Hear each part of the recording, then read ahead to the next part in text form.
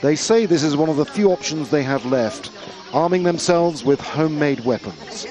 Cut off in one of the world's most remote regions, these people say they are easy prey for the Lord's Resistance Army's campaign of terror. Par exemple, là où nous sommes là, ils peuvent venir piller et tuer. They attack us, they come to loot and kill. But at this very moment, these men are standing guard, so they can't come and attack us and our women.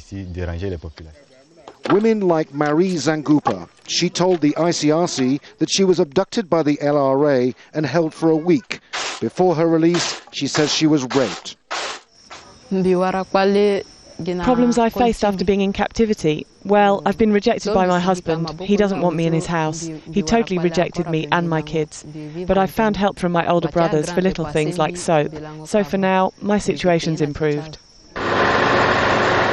The CAR is among the world's poorest and least developed countries. Rebel groups abound in most of its regions, but the LRA's presence in the remote eastern corner of the country is the latest cause of suffering and bloodshed. The ICRC, along with aid agencies, have been doing their best to keep an adequate supply line into Obo since October last year. But insecure roads and the level of fear amongst people living in the region has meant the demands for aid outweigh what is possible. Les résidents de Obo We have the residents of Obo whose main problem is access to their fields due to the insecurity after the recent attacks. Then we have the displaced who used to live in the villages surrounding Obo. They were attacked, so they don't go back to their villages and their fields. So they are all gathered in Obo. This is why we need to bring in food and other items for them. The roads are bad and insecurity is rampant. This man fled his home last year and says 2 months ago his wife and sister were both murdered as they searched for food. This is all he has now, trying to keep his family in a shelter. Before